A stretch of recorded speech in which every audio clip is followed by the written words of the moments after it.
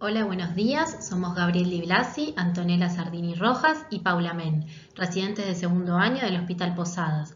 Y con la colaboración de los servicios de hematología y citometría de nuestro hospital, les presentamos nuestro Ateneo, Eferocitosis hereditaria.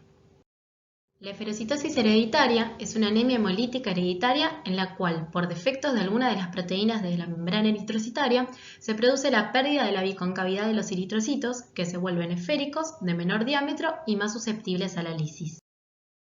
En lo que respecta a la epidemiología, la eferocitosis hereditaria es la anemia hemolítica más frecuente en el mundo. Afecta más que nada a caucásicos, aunque personas de raza negra o orientales también pueden padecerla.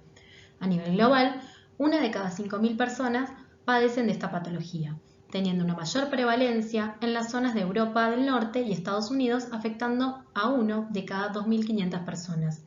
A su vez, la prevalencia general es más alta, siendo 1 de cada 2.000 afectados, cuando se incluyen las formas leves de la enfermedad, las cuales pueden presentarse de manera asintomática. Si bien no existe una estimación de prevalencia por falta de datos, en la Argentina se conoce que es la anemia hereditaria más frecuente luego de la talasemia menor. Por esta falta de información con respecto a las características de la población y la patología en nuestro país, es que se realizó en el 2014 un estudio en nuestro hospital donde se convocaron 143 pacientes que padecen de esta enfermedad. Uno de los hallazgos llamativos es que al realizar el análisis de las proteínas de membrana a través de un SDS-PAGE, se encontraron que las deficiencias más frecuentes fueron de anquirina y espectrina, cuando en la población europea la mayoritaria es por la banda 3. A su vez, dentro de la distribución de las distintas formas clínicas de presentación que se observó en la población analizada, se encontró que las formas severas eran las minoritarias con un 22,1%, seguida de la presentación leve con un 33,7% y la forma moderada fue la mayoritaria con un 44,2%.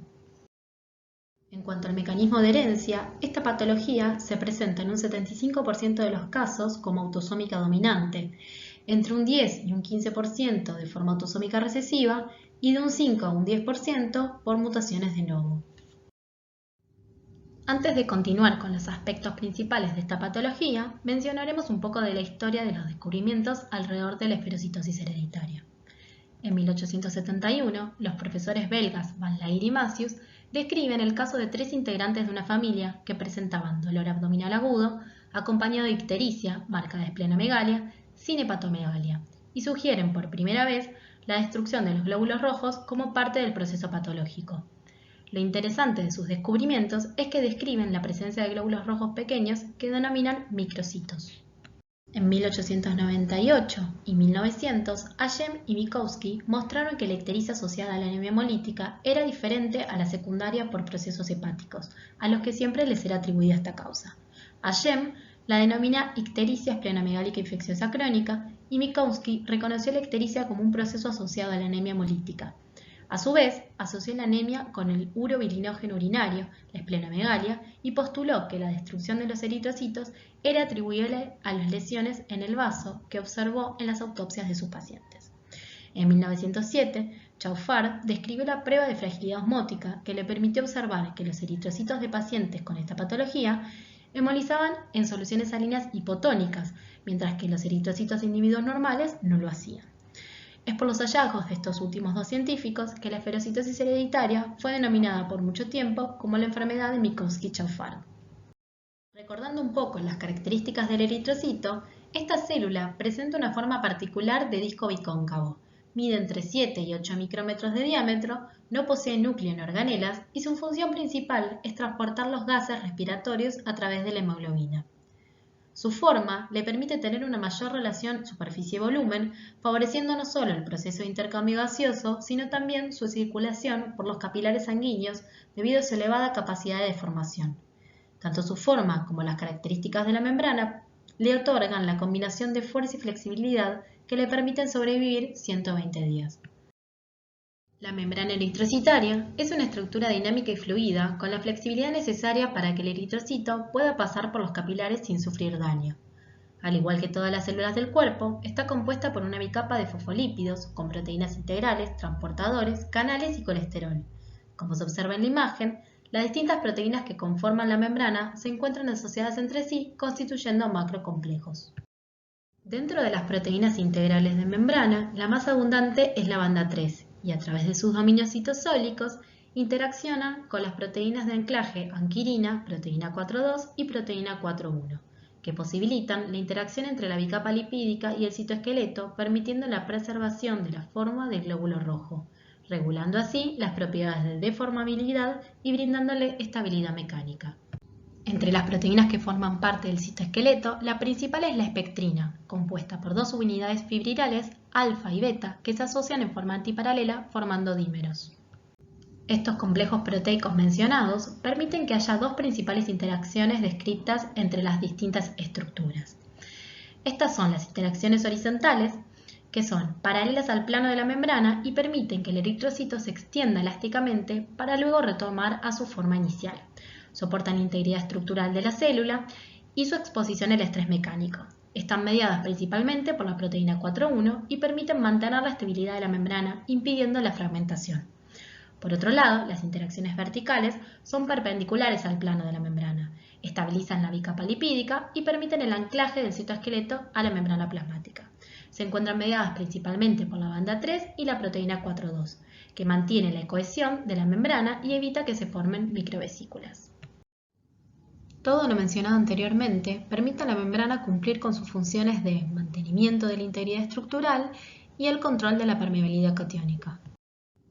Comenzando por la fisiopatología, la esferocitosis hereditaria se da por cualquier cambio cuali o cuantitativo que involucren a las proteínas de la membrana o del citoesqueleto, como la espectrina, la anquirina, la proteína 4,2 y la banda 3, lo que puede llegar a interferir en las interacciones verticales, llevando a la formación de glóbulos rojos anómalos. En la imagen superior se puede observar las interacciones entre las distintas proteínas de la membrana eritrocitaria que le otorgan la forma característica de disco bicóncavo a los glóbulos rojos normales. Y en la imagen inferior podemos ver cómo la alteración de algunas de las proteínas que forman parte de la membrana da como resultado la vesiculización y la generación de los esferocitos. En el vaso, la sangre fluye a través de los cordones esplénicos, una red compuesta por tejido conectivo, fibras reticulares y fagocitos, que junto con las células endoteliales forman espacios estrechos por donde deben atravesar los eritrocitos para llegar a los sinusoides esplénicos y reingresar a la circulación. Estos espacios, aún en su máximo punto de distensión, son más pequeños que los glóbulos rojos, que deben deformarse para atravesarlos. Los esferocitos, al haber perdido la capacidad de deformarse, quedan retenidos más tiempo de lo normal en este órgano, entre unos 15 y 150 minutos, mientras que los glóbulos rojos normales demoran entre 30 y 40 segundos. Esto termina ocasionando la esplenomegalia característica de la patología y la anemia hemolítica por la lisis de los esferocitos. Hay una gran variedad de síntomas, los cuales dependen tanto de la severidad de la patología como de la edad en que se manifiestan. Puede presentarse ictericia, que a su vez con valores muy altos de bilirrubina puede estar acompañada de formación de cálculos biliares, esplenomegalia, malestar abdominal, a veces acompañado de hepatomegalia, irritabilidad, palidez y fatiga por la anemia, y otros síntomas inespecíficos como vómitos, fiebre, taquicardia y dificultad respiratoria. Como vimos anteriormente, la esferocitosis hereditaria puede presentarse con una gran diversidad de síntomas, y es por ello que se clasifica de la siguiente manera. Leve, donde los valores de hemoglobina son mayores a 10 gramos decilitro, por lo que la anemia es muy leve o inexistente, ya que la destrucción de los glóbulos rojos está total o casi totalmente compensada por la eritropoyesis. Moderada, con valores de hemoglobina entre 8 y 10 gramos decilitro, recuento de reticulocitos cercanos al 10% y bilirrubina de 2 a 3 miligramos decilitro. Y grave, cuando presentan valores de hemoglobina inferiores a 8 gramos decilitro y un compromiso de vida. A su vez, estos pacientes reciben reiteradas transfusiones para controlar su sintomatología.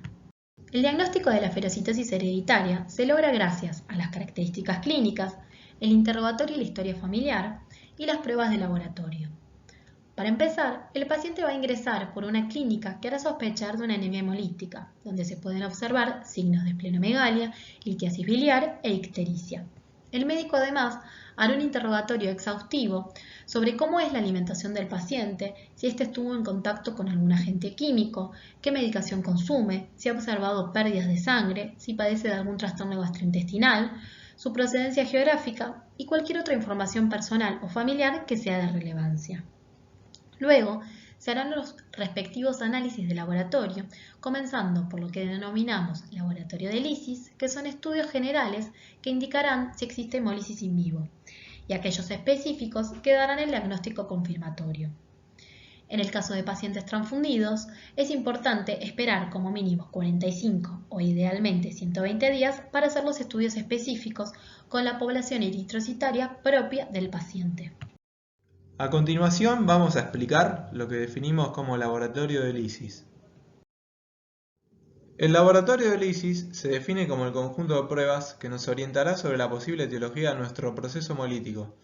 En él evaluaremos los siguientes parámetros de laboratorio: LDH, bilirrubina, aptoglobina, número de reticulocitos y el frotis de sangre periférica.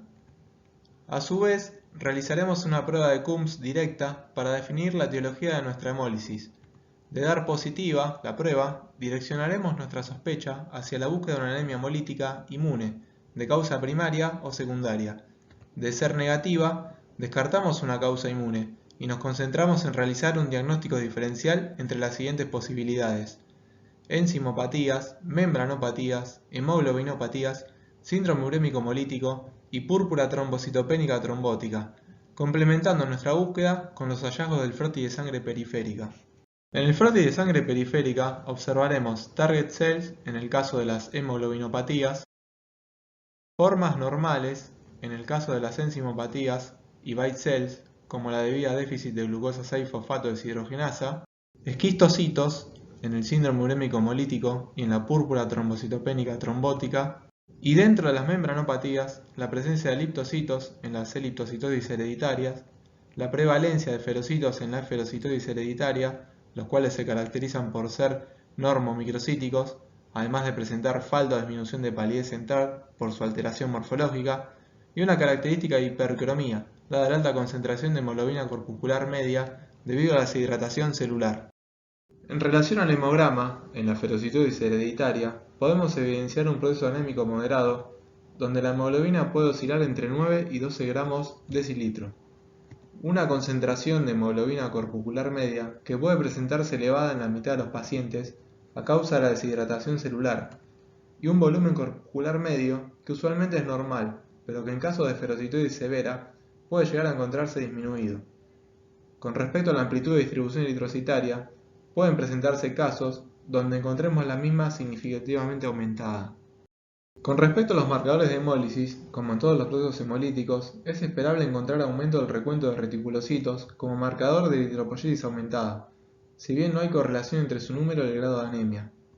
Una actividad de la lactato deshidrogenasa aumentada, a expensas de la isoforma eritrocitaria, que se vuelca al plasma en todo proceso hemolítico. Incremento de los niveles de bilirrubina, a expensas de la bilirrubina indirecta o no conjugada, constituyendo por excelencia otro de los marcadores de hemólisis. Urobilinógeno urinario y fecal aumentados, producto del metabolismo de la bilirrubina libre, y finalmente una disminución de la actividad de la aptoglobina, marcador negativo de hemólisis, ya que su consumo se debe a la unión de hemoglobina libre en plasma para el posterior reciclado de la misma junto con el hierro por el sistema fagocítico mononuclear. El próximo paso, y ante la sospecha de la presencia de una probable ferocitosis hereditaria, es realizar el panel de pruebas específicas. Las pruebas específicas son el conjunto de pruebas funcionales y analíticas que ponen en evidencia la alteración de proteínas de la membrana del eritrocito. Las pruebas específicas que realizamos en nuestro hospital son la FOE de curva fragilidad osmótica basal y diferida, la criohemólisis hipertónica, la citometría de flujo con 5'-eosinamaleimida y la curva de fragilidad osmótica eritrocitaria por citometría de flujo. Por tanto, ante la sospecha de una posible ferocitosis hereditaria, y dada la concurrencia de la presencia de ferocitos en sangre periférica, sumado a la positividad de al menos 2 de las pruebas mencionadas, podemos confirmar con alto grado de certeza el diagnóstico de ferocitosis hereditaria. A continuación vamos a explicar cada una de las pruebas mencionadas, siendo la primera de ellas la curva de fragilidad osmótica eritrocitaria. En la misma se cuantifica la hemólisis producida en eritrocitos suspendidos en soluciones de hipotonía creciente. La muestra a utilizar es sangre anticoagulada con heparina o ETA y recientemente extraída. Además, simultáneamente con las muestras, se procesa sangre de al menos un individuo normal que nos servirá como control del procedimiento.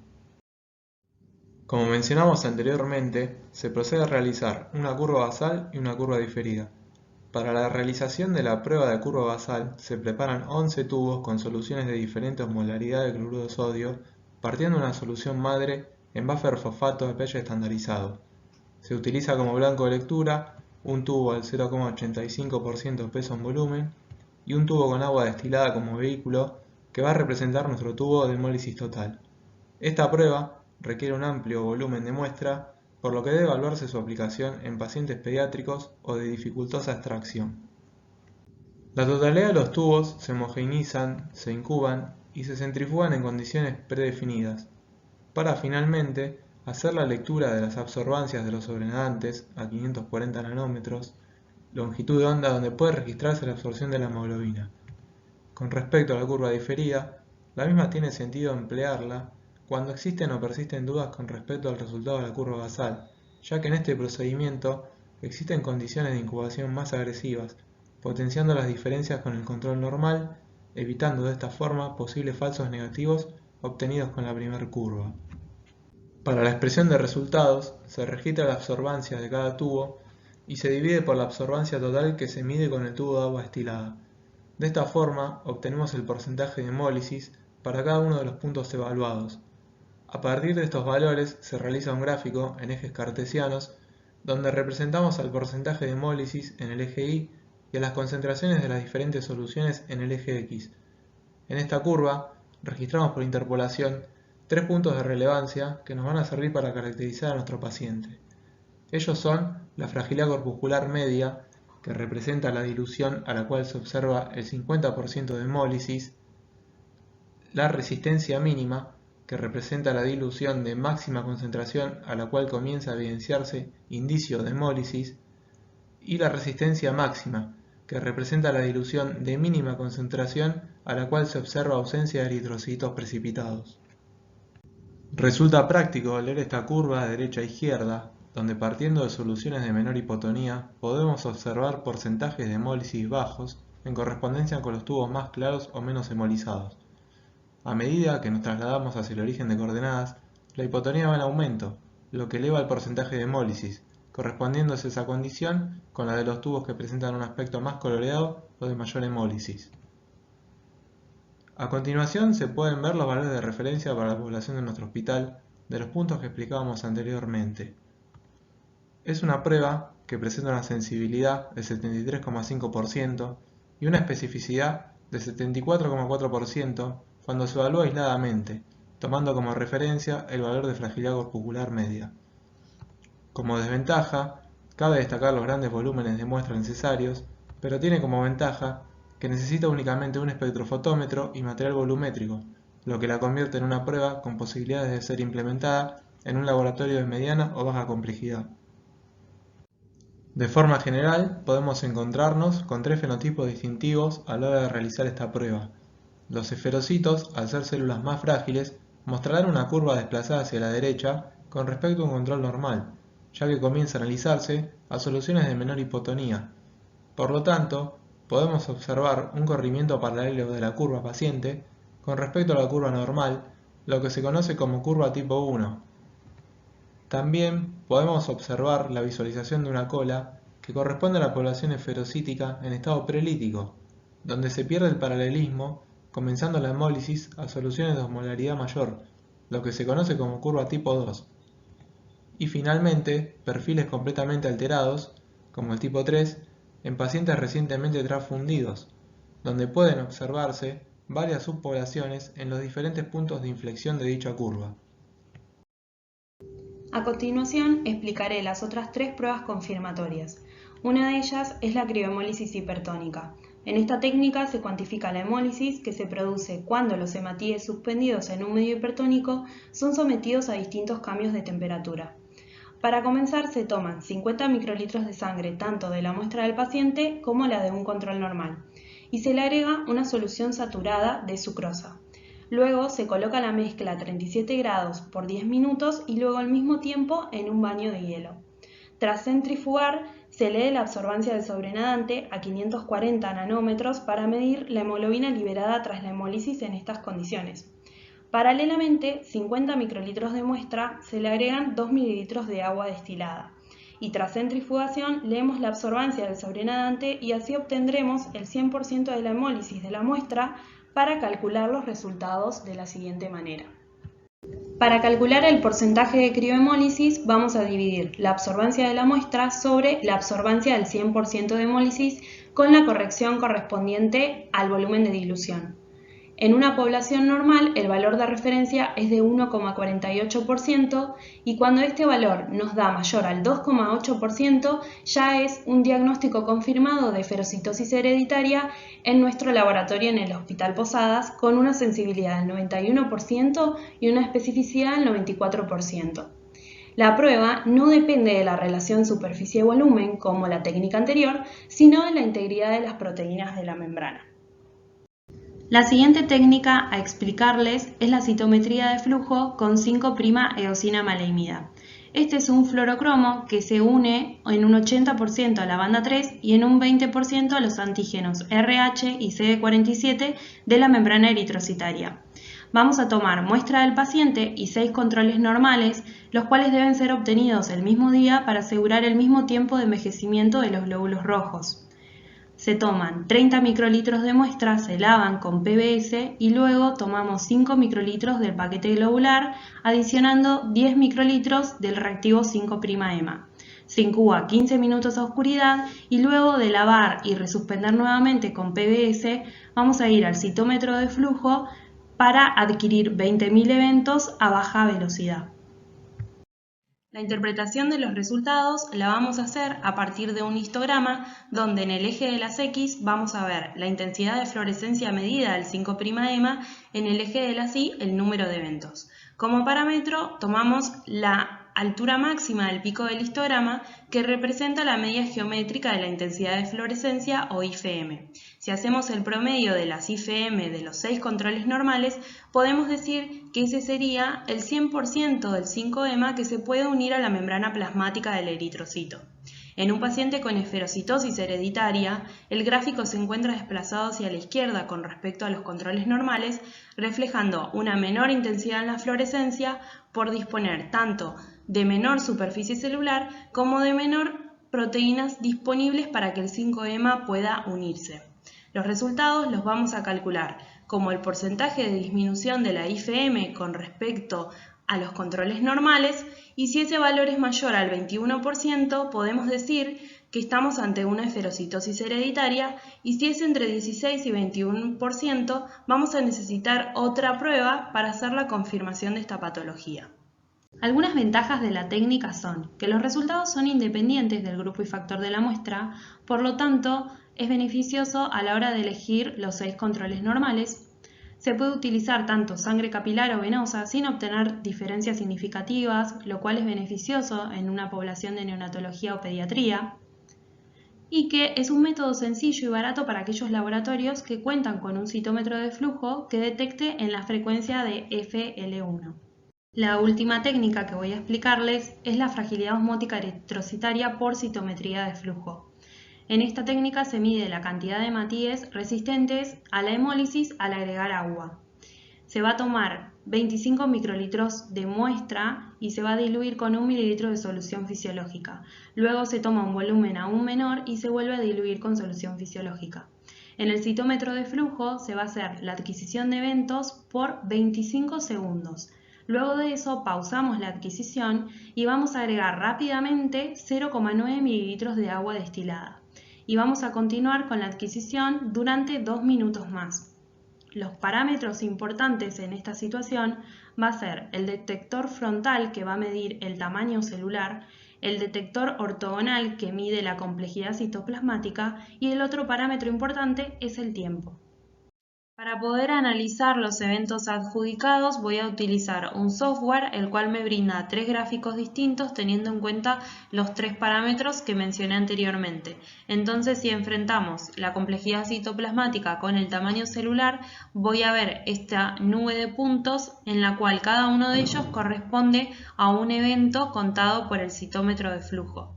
Para poder diferenciar las distintas poblaciones en esta nube, con el software puedo hacer una adjudicación de colores Por ejemplo, en color rojo tengo los eritrocitos iniciales suspendidos en la solución fisiológica, en color azul aquellos lisados tras el agregado de agua y en color verde aquellos que quedaron viables tras el agregado de agua. En un medio hipotónico el agua va a tender a ingresar al interior de la célula, por lo tanto algunos eritrocitos no van a resistir y van a romperse y otros eritrocitos en cambio van a resistir, van a aumentar su tamaño celular y disminuir su complejidad citoplasmática por pérdida de la biconcavidad.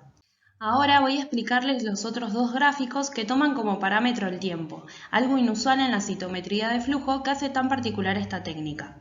Si evaluamos la complejidad citoplasmática versus el tiempo, vamos a ver en los primeros 25 segundos de la adquisición, en color rojo, aquellos eventos correspondientes a los eritrocitos iniciales suspendidos en la solución fisiológica. Luego la pausa en la adquisición donde no hay eventos registrados y luego los 2 minutos tras el agregado de agua destilada. En este momento voy a ver que las poblaciones de los eritrocitos viables y lisados quedan muy juntas, por lo tanto este gráfico no va a ser el adecuado para hacer la selección de los datos y calcular los resultados. En cambio, si enfrentamos el tamaño celular versus el tiempo, vamos a ver que las dos poblaciones se diferencian mejor. Esto es porque los eritrocitos viables aumentaron su tamaño y aquellos lisados se van a encontrar más en la parte inferior de este gráfico. Por lo tanto, a través del programa vamos a hacer una selección de datos, los cuales van a estar limitados por el mismo tiempo de longitud y los vamos a denominar markers y se pueden ver visualizados en el gráfico como R1, R2 y R3.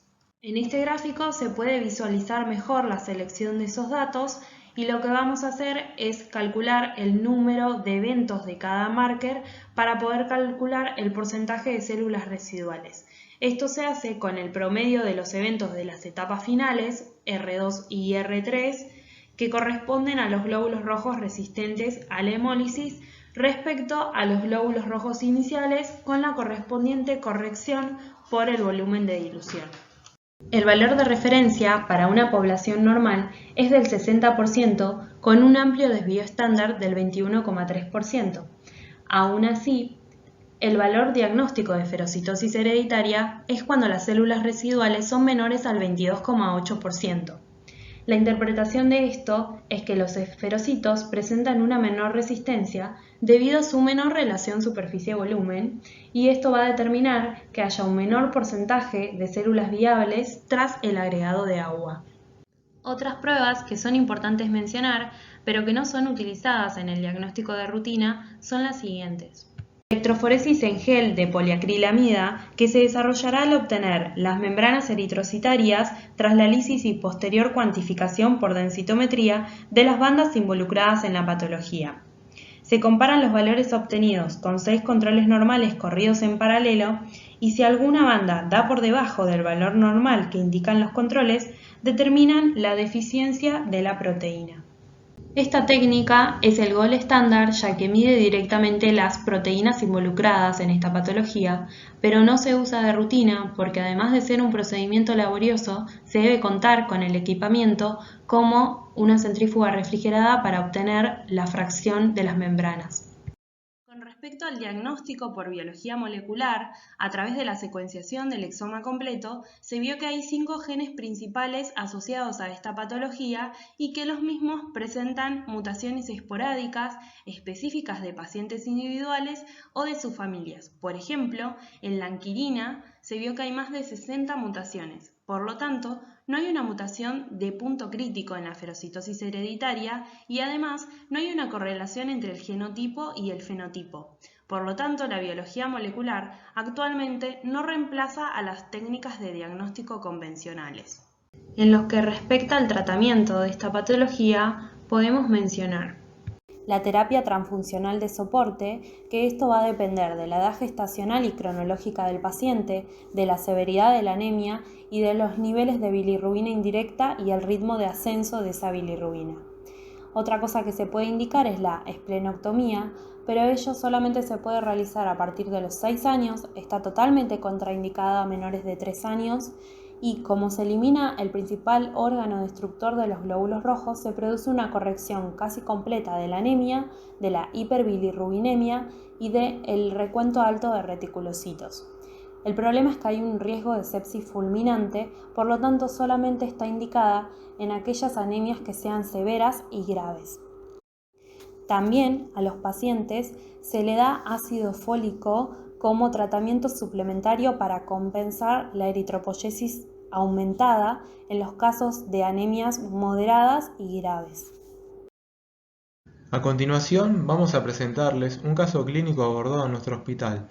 Se trata de un paciente de 9 años con antecedente de internación en el Hospital Arcade sin antecedentes familiares de importancia, a causa de astenia, ictericia y coluria, recibiendo en dicho establecimiento una transfusión de glóbulos rojos desplamatizados. Luego del alta en aquella institución, ingresa al servicio de hematología infantil de nuestro hospital, presentando un hemograma con marcada disminución de la hemoglobina, acompañado de un descenso del hematocrito, una prueba de Coombs negativa, reticulocitos marcadamente aumentados y la presencia de esferocitos en el frotis de sangre periférica. Se le indica ácido fólico y control a las 48 horas. A las 48 horas retorna a nuestro establecimiento, donde se decide internarlo a causa de su desmejorada condición clínica. Recibe una segunda transfusión de glóbulos rojos desplamatizados y se le realizan una serie de estudios complementarios para evaluar su estado. Una semana después se decide externarlo, indicando controles periódicos y se fija fecha para el laboratorio de pruebas especiales. De las 3 pruebas específicas realizadas en el laboratorio de pruebas especiales, la prueba de criomólisis hipertónica arrojó resultado positivo para esferocitosis hereditaria.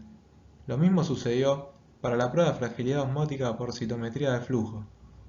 La citometría de flujo con 5' de eosina maleimida arrojó un resultado no concluyente. De todos modos, la presencia de 2 pruebas positivas, más los esferocitos en sangre periférica, permitieron arribar al diagnóstico de esferocitosis hereditaria de forma fehaciente. A raíz de esto, se ordena por consejo genético la realización de pruebas a familiares de primer grado. Esta es la evolución clínica de nuestro paciente, donde puede observarse la variación de diferentes parámetros hematológicos, con los hechos más relevantes a lo largo del tiempo. Si bien puede observarse un comportamiento errático durante el comienzo de su estudio, vemos que se termina estableciendo una tendencia favorable, donde al final de su seguimiento, todos los parámetros estudiados alcanzan valores por encima del límite inferior del intervalo de referencia. Actualmente, continúa su tratamiento con ácido fólico sin requerimiento transfusional ni esplenectomía a la fecha. A modo resumen, estos son los parámetros que llevan al clínico a sospechar y confirmar una posible anemia hemolítica a causa de una eventual esferocitosis hereditaria. Signos y síntomas compatibles con esplenomegalia, ictericia, litiasis biliar, antecedentes familiares en los que se evidencia una historia previa de anemia hemolítica, parámetros de hemólisis en la química clínica, como lo son el aumento del LDH, la bilirrubina no conjugada, la disminución de la aptoglobina, un hemograma con aumento significativo de reticulocitos y abundancia de esferocitos en sangre periférica, y una prueba de Coombs negativa. Ante la presencia de este conjunto de manifestaciones bioquímico-clínicas, se hace fundamental el estudio del caso con las pruebas específicas, como lo son las tratadas en este Ateneo. Nuestro objetivo en este Ateneo fue contarles sobre las diferentes técnicas que existen para llegar al diagnóstico de esta patología y que no importa la complejidad de nuestro laboratorio, incorporando al menos 2 de estas técnicas vamos a aumentar la eficiencia diagnóstica. Entonces, en laboratorios de baja complejidad podemos incorporar la clásica curva de fragilidad osmótica eritrocitaria, la cual ronda en una sensibilidad y especificidad del 70%. El problema acá son los grandes volúmenes de muestra, pero se puede aplicar tranquilamente en la población adulta. También se puede incorporar la criomólisis hipertónica. En este caso, la sensibilidad y especificidad aumenta al 90%. Los volúmenes de muestra son mucho menores, de 50 microlitros, y para estas 2 técnicas solamente vamos a necesitar un espectrofotómetro. Si tenemos la oportunidad de contar en nuestro laboratorio con un citómetro de flujo, podemos incorporar la fragilidad osmótica eritrocitaria por citómetro de flujo. Esta tiene una sensibilidad más baja del 68% y una especificidad del 92%. Para esto vamos a necesitar una muestra de 25 microlitros. es importante acá recalcar que no vamos a necesitar una marcación específica, sino que solamente vamos a setear el citómetro en escala logarítmica para poder leer los eventos que corresponden a la población eritrocitaria y que aquellos eventos que sean correspondientes a los glóbulos blancos no nos interfieran. También podemos hacer citometría de flujo con 5'-eosinamaleimida. La sensibilidad de especificidad es mucho más alta, también requiere pocos volúmenes de muestra y en esta ocasión vamos a necesitar un citómetro de flujo que detecte en la frecuencia de FL1, que es donde absorbe este fluorocromo. Como dije recientemente, es un fluorocromo, no es un anticuerpo monoclonal, por lo tanto es una técnica barata si contamos con este tipo de citómetros. Como conclusiones finales, podemos decir que ninguna de las pruebas puede detectar a todos los pacientes porque los fenotipos clínicos son muy variables. Con frecuencia vamos a necesitar incorporar más de una técnica. Estas técnicas, a su vez, permiten trabajar con mucho menor volumen de muestra, lo cual es muy beneficioso para pediatría y neonatología. Lo importante es que ante un caso positivo se proceda a estudiar a la familia, tanto padres como hermanos. Y, por último, la colaboración entre médicos clínicos, hematólogos y el laboratorio es muy importante. Por último, esta es la bibliografía consultada para la realización de este trabajo. Muchas gracias por su atención y queremos hacerle un agradecimiento especial a la doctora René Crisp, a la bioquímica Florencia Tamburella y a la bioquímica Valeria Frechero, a nuestros compañeros de la residencia y a los bioquímicos del hospital. Por cualquier consulta pueden consultarnos en nuestro mail.